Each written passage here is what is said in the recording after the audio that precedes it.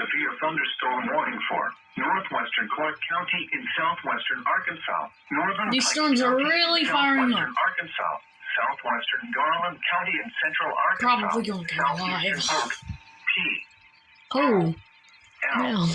K, Okay. County in western Arkansas, southeastern Montgomery County in western Arkansas, west central Hot Spring County in southwestern Arkansas, until 1 p.m. At 12:37 p.m., a severe thunderstorm was located near Albert Pike Recreation Area, or 10 miles east of Umpire, moving northeast at 60 miles per hour. Hazard, 60 miles per hour wind gusts and $half size hail. Oh, God. Radar indicated. Impact, hail damage to vehicles is expected. Expect wind damage to roofs, siding, and trees.